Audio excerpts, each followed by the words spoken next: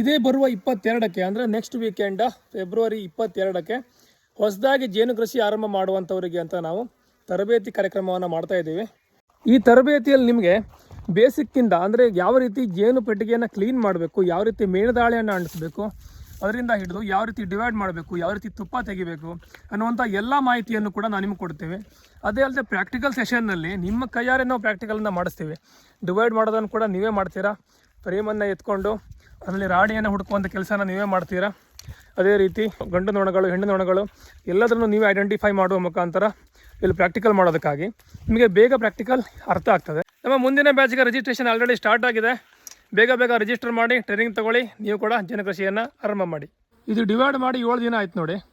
ರಾಣಿ cell ನೋಡಿ, 1 2 3 4 5 6 cell ಮಾಡಿದೆ. ಇದು ಒಂದೇ ಫ್ರೇಮಲ್ಲಿ. ಮತ್ತೊಂದು ಫ್ರೇಮ್ ತೋರಿಸ್ತೇನೆ ನಿಮಗೆ. ಈ ಫ್ರೇಮಲ್ಲಿ ನೋಡಿ, ಒಂದು ದೊಡ್ಡ ರಾಣಿ ಸೆಲ್ ಇದೆ, ಇನ್ನೊಂದು ಫೌಂಡೇಶನ್ ಸ್ಟಾರ್ಟ್ ಆಗಿದೆ. ಅವ್ರು ಮಾಡಬೇಕಿದ್ರೆ 1 2 ಮಾಡಲ್ಲ, ಒಂದು 10 20 ಅಂತೂ ಮಾಡ್ತದೆ ಅದು.